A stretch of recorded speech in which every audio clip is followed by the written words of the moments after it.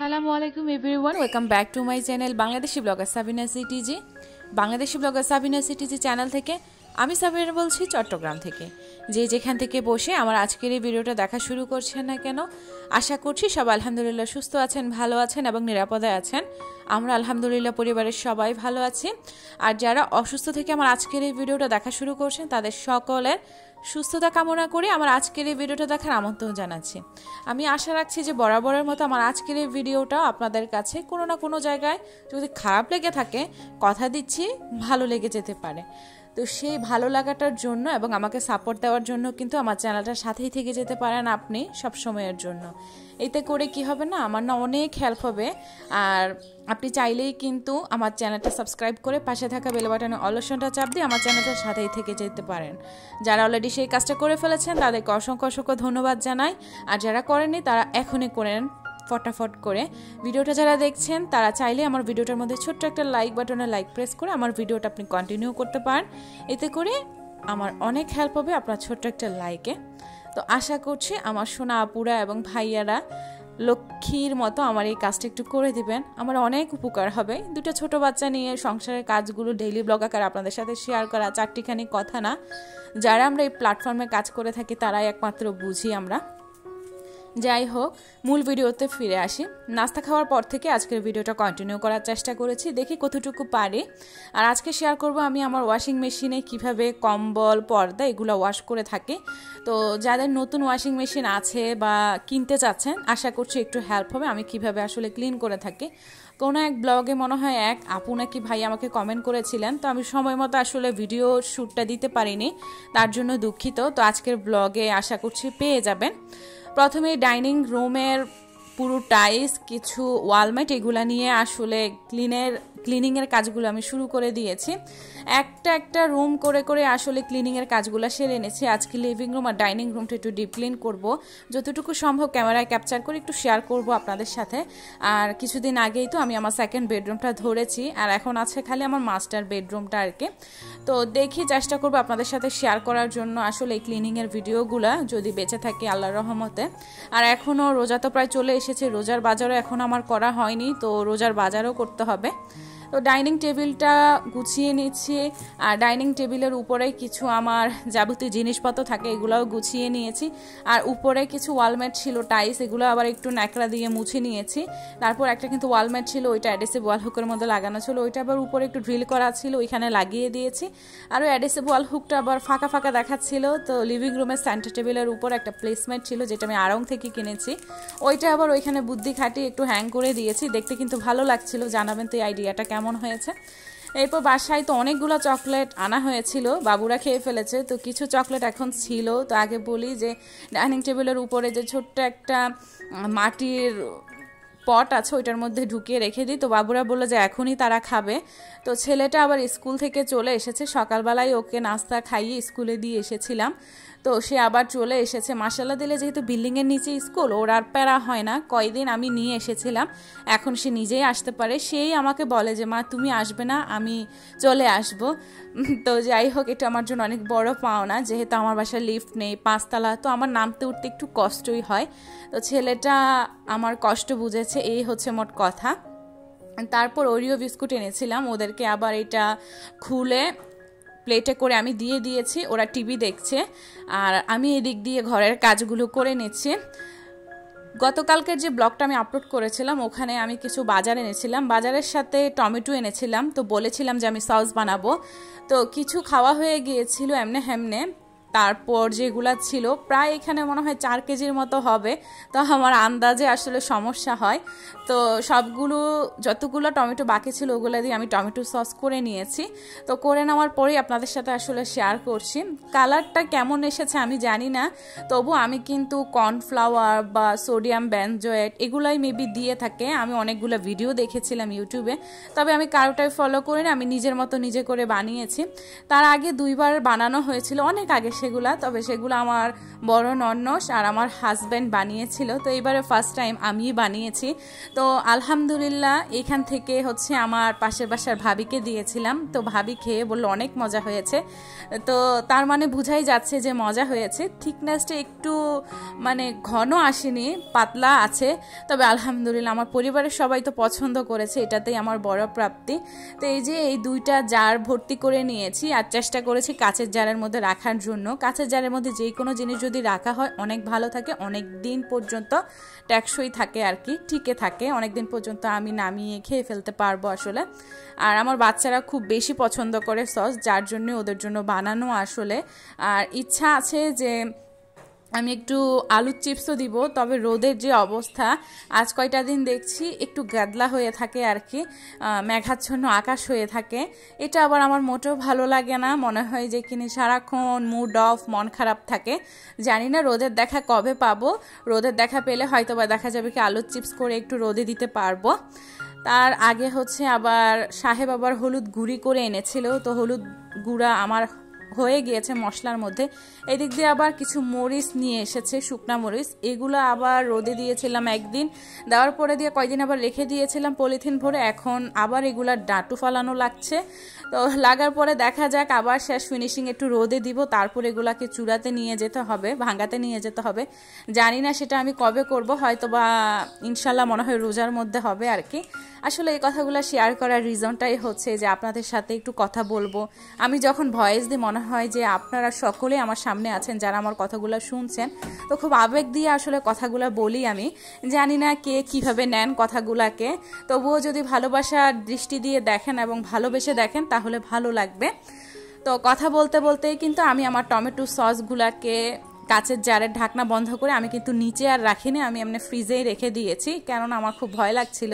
তবু আমি কিন্তু ভিনেগার দিয়েছিলাম, তো তবু আমি নর্মাল ফ্রিজে রেখে দিয়েছি।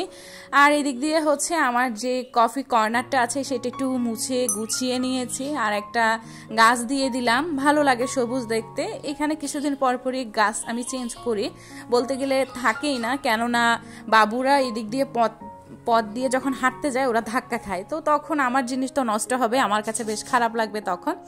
তার উপরে আসলে যে টাইসের মধ্যে কিছু শোপিস ওয়ালমেট ছিল সেগুলো আবার একটু মুছে নিয়েছি, যেহেতু কাজটা করেছি একটু ভালোভাবে প্রপার ওয়েতেই করার চেষ্টাটা করছি।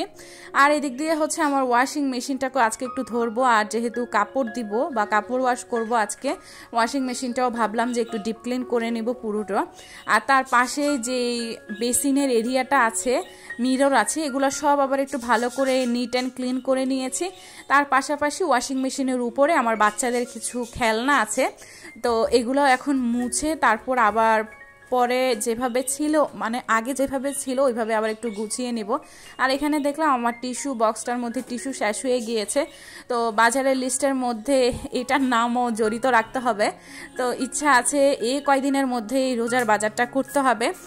আর রোজার জন্য যে ফ্রোজেন আইটেমগুলো ওগুলো না আমি তেমনভাবে করি না, আর আমার সাহেবও না অতটা পছন্দ করে না আসলে ফ্রোজেন জিনিসটা। ওর কথা হচ্ছে যে যখন খেতে মন চাইবে তখন হাজো হাজো করে তুমি এটা করে খেয়ে নিও, কষ্ট হলেও তখনকার স্বাদটা অন্যরকম পাবে।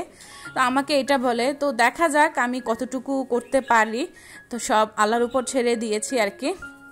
আল্লাহ যা আমাদের রিজিকে এবং তৌফিকে রেখেছে তাই তো হবে, তাই না? তো সেটাই। তো এখানে আবার ওয়াশিং মেশিনটার গ্লাস ক্লিনার দিয়েই আমি উপরের যে ঢাকনার গ্লাসটা আছে সেটা আবার একটু মুছে নিয়েছি, চারিদিক একদম মুছে নিয়েছি ওয়াশিং মেশিনের। সাথে সাথে ভাবলাম যে এখনই কাপড় চোপড়টা দিয়ে দিই, কেননা এখনও লিভিং রুমটা একটু ধরবো, তো লিভিং রুমটার কাছে যাব, আবার ঘরটা ঝাড়ু দিতে হবে, মপ দিতে হবে। তার আগে বেলকুনিতে হচ্ছে রাতের দিকে বৃষ্টি হয়েছিল, একটু আমার বেলকুনিটার অবস্থা নাজেহাল ছিল, বেলকুনিটাও ধরতে হবে, মানে বড় ধরনের প্যারা যাকে বলে আর কি। তো এক এক করে সব কাজ গুছিয়ে করে নেওয়ার চেষ্টা করছি। আসলে এই ফার্নিচারগুলো আমার সংসারটা কিন্তু আসলে একদিনে হয়নি, টুকটুক করে আলহামদুলিল্লাহ 9 বছর চলছে আর কি। এই 9 বছরে স্বামীর অক্লান্ত পরিশ্রমের টাকা দিয়ে, তারপর দুজনের কষ্ট দিয়ে আসলে এই সংসারটা আমার জোড়ানো।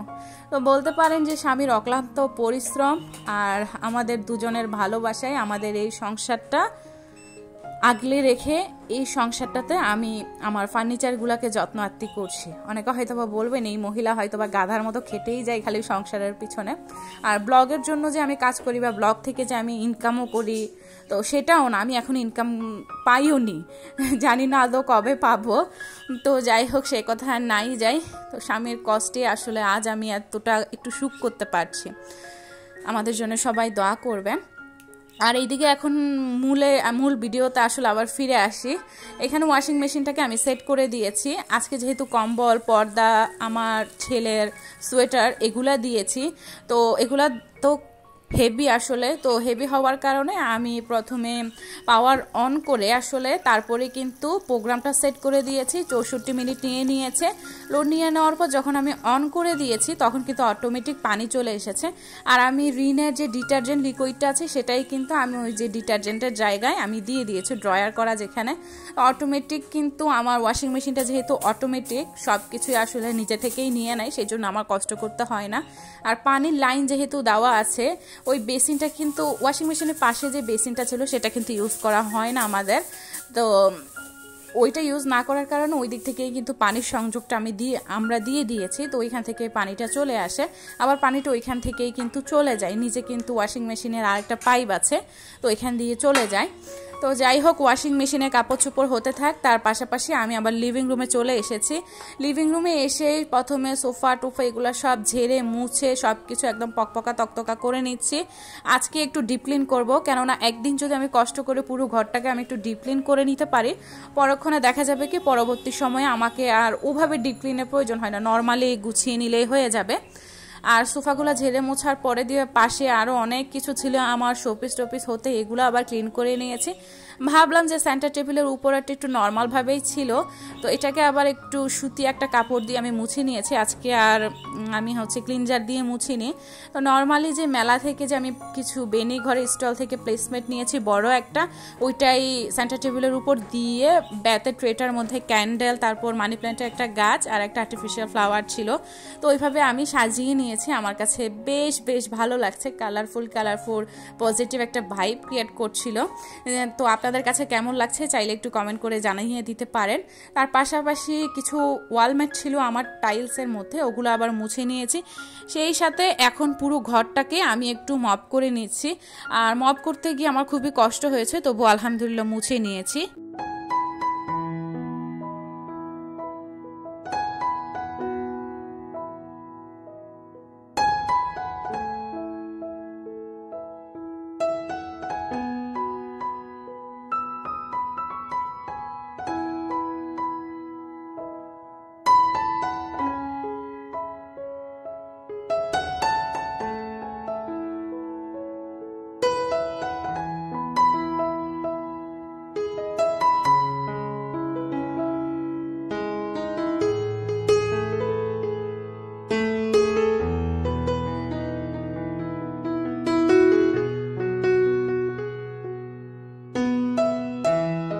লিভিং রুমটা পুরোটা গুছিয়ে নিয়েছে এবং মুছেও নিয়েছি, দেখেছেন।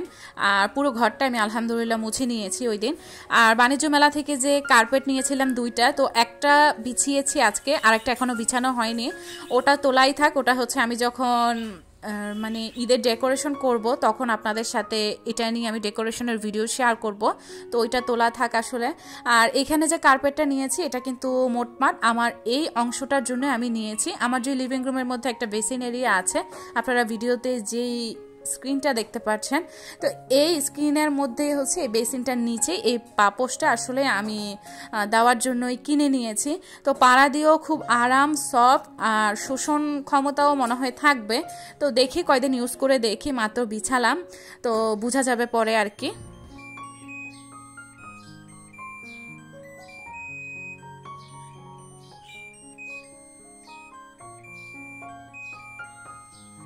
এদিক দিয়ে কাজ করতে করতে কাজ প্রায় শেষের দিকে, এখনও রান্নাবান্না বাকি এখনও আমার, তবে গুছগাছ করে রেখেছি, খালি রান্নাটা বসিয়ে দিব আর কি। তো এটা হতে আমার বেশিক্ষণ লাগবে না। এই দিক দিয়ে কিন্তু আমার ওয়াশিং মেশিনের সাইরেন বেজে গিয়েছে, আমার কাপড় চোপড় অলরেডি হয়ে গিয়েছে। আর এত আরাম, আসলে আপনারা ভালো করে দেখলেই বুঝতে পারবেন যে আমার সবগুলা জিনিস খুব ভালোভাবে আসলে ক্লিন হয়েছে। তো ভালোভাবে আসলে সেট করে দেওয়ার কারণেই কিন্তু এগুলা ভালো করে ক্লিন হয়েছে। অনেকে আছে নতুন কিনেন কিন্তু ওরকম বুঝেন না যে কোন কাপড় অনুযায়ী কি প্রোগ্রাম সেট করতে হবে। তাই আমি বলবো ভারী কাপড় চোপড় অনুযায়ী হেভিটা সেট করবেন, তার পাশাপাশি কাপড় চোপড় অনুযায়ী আপনারা বুঝে নেওয়ার চেষ্টা করবেন। যখন ওয়াশিং মেশিন কিনবেন ওনাদের থেকে আসলে ডিটেলস সব কিছু জেনে নেওয়ার চেষ্টা করবেন। তাছাড়াও ডিটেলস জেনে নেওয়ার চেষ্টার পরেও কি হয়, অনেক সময় আমাদের একটু এলোমেলো হয়ে যায়। তো কয়বার ওয়াশ করার পরে আসলে বুঝে যাবেন আপনারা। আর মানুষ তো ভুল থেকে আসলে শিক্ষা নেয়, তাই না? সবসময় যে কি মানুষ পারদর্শী হবে তা তো না, তাই না? তো যাই হোক, আমার কাপড় চোপড়গুলো উঠিয়ে আমি পাশে বালতিতে রেখে দিয়েছি, পরে আমি মেলে দিব, তো সেটা শেয়ার করছি না। আর এই দিক দিয়ে হচ্ছে আমার ওয়াশিং মেশিনের উপরেরটাই একটু সেট আপ করে নিচ্ছি।